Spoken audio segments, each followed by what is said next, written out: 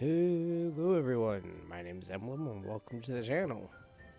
Today we're going to be going over what I've been up to for the first 2 weeks of July. Mostly just a bunch of quests and the dailies. But in any case, I hope you guys enjoy. And let's go ahead and get started. Of course, with a new month, we get our new monthly assignments. So we go back to the Troll Stronghold and go ahead and beat them away.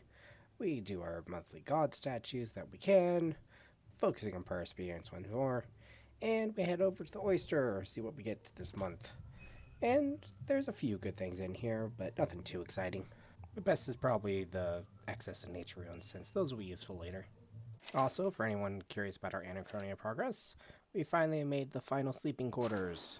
So, we've made everything we can, and we can get just excess resources to build out the other facilities as soon as we have the necessary levels and items. Also, since we had the level 40 defense come up due to the crab grind, I went ahead and made a full set of adamant armor. So now we're looking nice and green. Then it's time to decide what quests I wanted to focus on.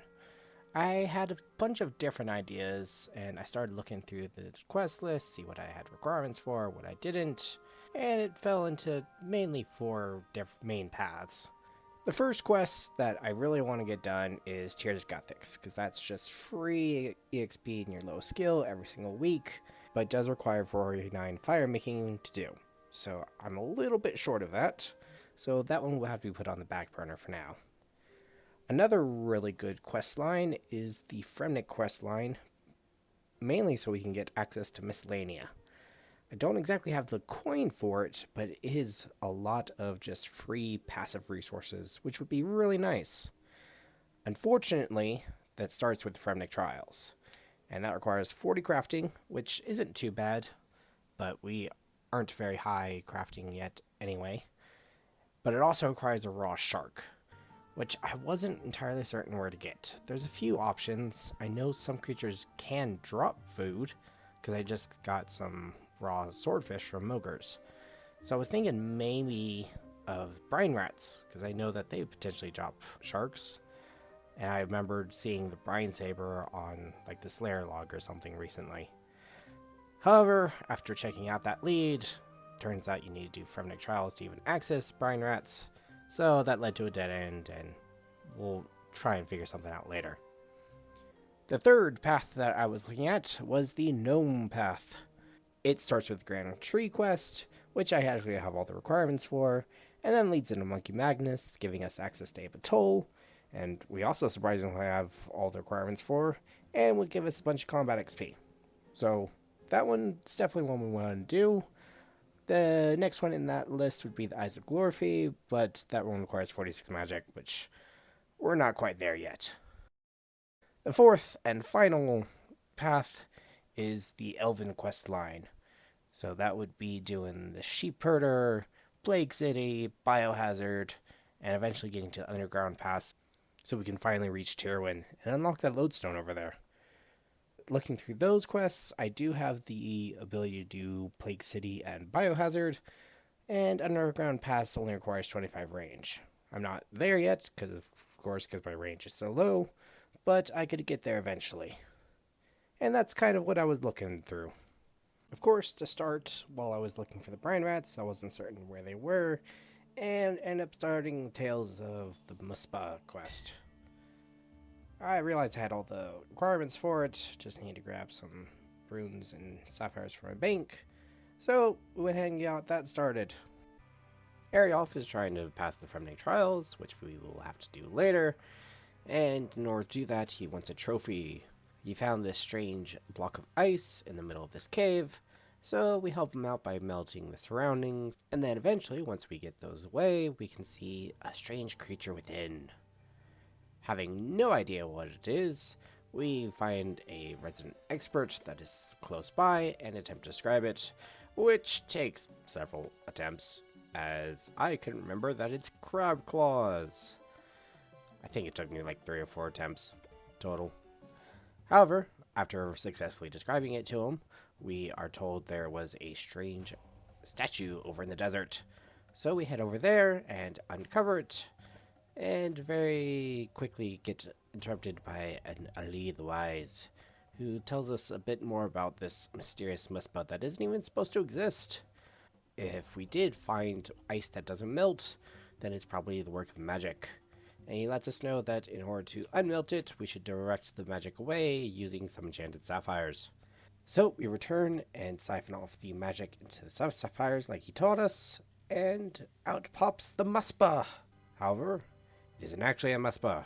Instead, it revealed itself to be a Majrat instead, who is just looking to not die in a war between his people, and asks us for help finding a new location. Uriolf tells us of a nearby cave, which we lead the Majrat to, and find him the perfect place to rest until he is able to regain his strength once more.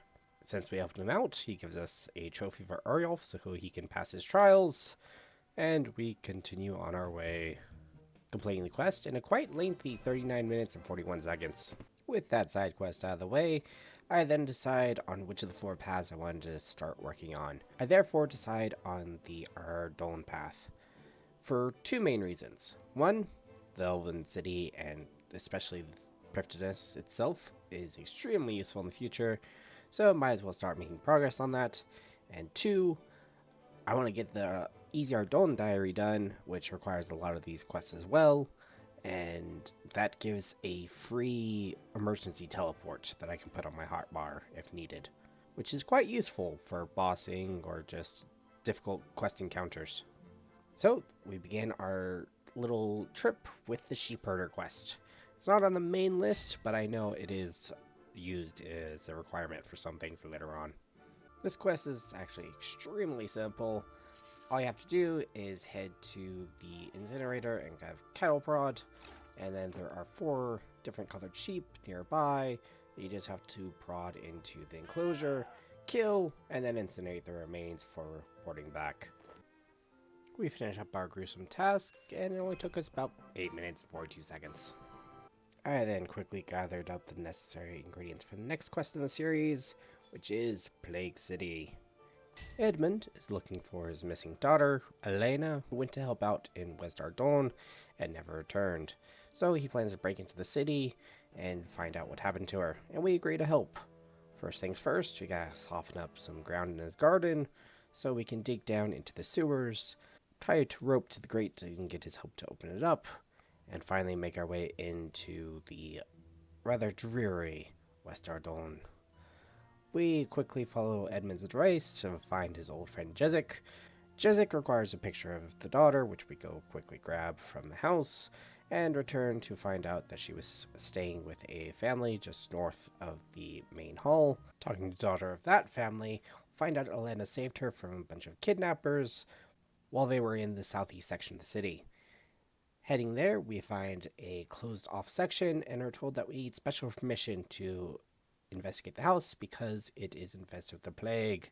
We head to the governor of this area, who refuses to see us at first, but after just a little bit of blackmail, we make our way inside, only to find out he is suffering from a hangover and gives us a recipe to cure it, which we thankfully have all the ingredients for thanks to the quest helper. Quickly making it for him, we give it to him, and he gives us permission to explore the house, which we quickly return to, only to find Elena trapped in the basement.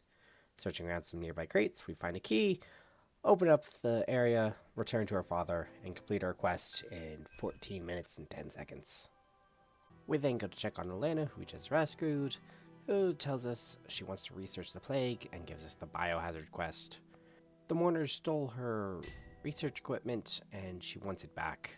Thankfully, she has a few friends on the inside who will help us get back into the city as the old pathway has been removed. There is a person in East Ardon who is helping them out, and he keeps a bunch of pigeons. We talk to him and go meet up with his contacts, who tells us that we need a distraction in order to sneak in, as the guards are watching pretty carefully for any interlopers. We grab some birdseed from the pigeon guy's place after searching around for a little bit, and manage to throw it up onto the guards and distract them before quickly making our way into West Ardorn once more. Once inside, we make our way to the mourners' headquarters and poison their soup so that they all get sick. They then tell us that they're looking for a doctor, so we go steal an outfit and return to make our way inside. We head upstairs to the storage area and are called out for it, but after quickly defeating the guard, we make our way inside and find the medical equipment. With the equipment in hand, we return to Elena, who lets us know that she's having trouble with her findings and needs us to go take the samples to her mentor. However, it won't be all that simple. I accidentally skip over some of the instructions and end up teleporting with the vial, which automatically breaks it. I then have to immediately return for a new sample. The second time around, we follow her instructions to make our way to Remington for some test paper, and immediately tell him we have the sample, which he confiscates. Whoops. Alright, third time's the charm. We grab our sample, head to Remington once more, and are told we can have his assistants take some of the materials we need to and smuggle them into Varrock. Looking at their personalities, we try giving each person what we think they deserve in order to not mess up, and make our way through the rather lax security into the special section of Varrock. You would think they would be more careful when someone's carrying the plague about. We quickly retrieve our materials, which thankfully we got right the first time, and make our way to the mentor's home. Unfortunately, the wife won't let anyone see him except for a priest, as she believes he needs to take it easy, and thankfully there's a fancy clothes shop that sells brief clothes nearby. We return with those on and go and finally speak to the mentor and let him know that we actually are carrying the plague virus and need him to test it out. He gives some worrying results, and we return to Elena, only to find out that the plague is not real, and we need to speak to the king immediately. We make our way to His Majesty of Ardorn, only to find out that he knows the plague isn't real, and has been making it up as a way to keep the citizens calm, as the previous king has become a tyrant and needs to be stopped. Since we figured out his plot, he is willing to have us help him in the future to stop the evil King Tyrus. And he will send us word as soon as he's ready. And we get our quest completed in 32 minutes and 54 seconds. With that path out of the way, at least for now, I decided to take a little break from the questing and the Ardy grind to take up a little side project. I'm aware that the Pagan Hood can give pure essence. However, I'm not certain what the requirement for it is.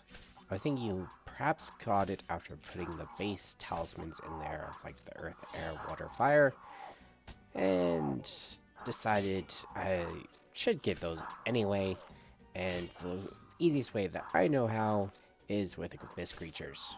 I wasn't certain I would actually be able to kill them, so I decided to go and test it out, and while it wasn't great, I was able to get a few kills in, especially once I found a semi-safe spot where you could dig them on one at a time. My trips were getting slightly longer and longer, but I still couldn't find a single water talisman. And I decided once I got a water talisman, I would call it good and go from there. I also realized it probably didn't look great, especially since someone called me a noob, but hey, what can you do? It's better than being completely ignored, I suppose. I'm not here to grind levels, which is probably what everybody else comes here for. I'm just here to get the talismans themselves.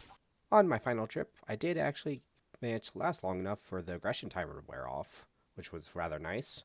I was even able to kill the creatures without losing health, so I could have stayed there infinitely. But inventory filled up, and I got the water talismans I needed. The only one that I think I'm missing that isn't quest related is the nature talisman. But we'll come back to grind for that another time, I think. Unfortunately, it did unlock the pure essence, so I'm not certain if it is one of the other wicked items that I need to grab, or get all talismans or something. But we'll figure it out eventually. Next on the list was doing the Ardorn Easy Diary. I took a look at the list and just went ahead and started knocking them out one by one. breaking and entering, selling silk for a high price, although it did take me a while to find the silk merchant, praying in West Ardon, talking to the recruiter so they throw tomatoes at him, entering the king's training grounds in the northwest of the city, entering the Castle Wars arena. Also during this time I grabbed a cat so I can start raising it, because they did not want to talk about selling a kitten. Then checking out the obelisk by a fight arena, followed by talking to this guy about rusted swords and armor. Then we go ahead and purchase a rather special kebab, followed by talking to this guy about maids and butlers, even though we don't even have a house yet. We quickly stop by the general store for a vial of water. We then head to the battlefield to kill something real quick, just a basic guard. After that, we head to the observatory to check out the star chart for shooting stars, followed immediately by teleporting to Castle Wars using a ring of dueling that I created. We then quickly check out the hunter shop in Yanil, which leaves us with 2 more tasks to complete. The first requires us to do the Tower of Life quest, which shouldn't take us too long, and the other is having the adult cat so we can talk about selling it, which will just take a little bit of time. On to the Tower of Life. FG wants us to help finish completing the tower, which we agree to do since the construction workers aren't really helping. But in order to do that, we have to get a builder's outfit. So first we search some bushes for some pants. We then answer a few construction questions to get a hard hat. We steal some boots. Then we trade some beard for a shirt. After finally making sure we have the mindset of a builder, we're allowed inside where we can search all the crates for special items. We move up to the first floor where we fix some water pipes with an interesting little puzzle to it. We move on to the second floor, which also has a pipes puzzle, and end up doing that contraption, which for some reason doesn't allow you to drag and drop the pipes. You have to use the buttons at the bottom. It's a little annoying, but oh well. Finally, we have the cage at the very top, which we fix up and then let Effigy know that we have completed it all, which they then take as their cue to create life. Oh. Life is pain, however, and they aren't too fond of the creature they created and tell me to go take care of it. We decide to help it instead, as it is currently being torn between logic and magic. After pushing it towards logic, it then says it just needed to clear its mind, and decides to go scare its creators a little bit. After giving them a good scare, it leads us to the basement, and we get our quest completed. All over the course of 37 minutes and 25 seconds. I then quickly gather up a unicorn horn and some cowhide, and kill our unicow to complete our second to last achievement. With waiting for our cat to grow, I get a surprise unlock on one of my daily tasks, and that is the Smoking Kills quest. I know that this is a pretty good one to get done as it increases Slayer Point rewards. Once I saw that it was all requirements ready, I decided to check it out, see if maybe I could complete it. And it looks like I did, so that's exactly where we went next. Simona wants us to jump down the well in the middle of the town to go save her twin sister who is trapped down there. However, as soon as we try to, a cat jumps on us and tells us we're being an idiot, as there's banshees and a bunch of dust, and you can't wear 2 head items at the same time. That would be ridiculous. And tells us about a grave that'll tell us how to do exactly that. So we head deeper into the southeastern part of the desert and find this tomb. With our little kitten's help, we open up the side paths and traverse a bunch of traps before pulling a lever that deactivates some of them. And then realizing we have to do the exact same thing on the other side.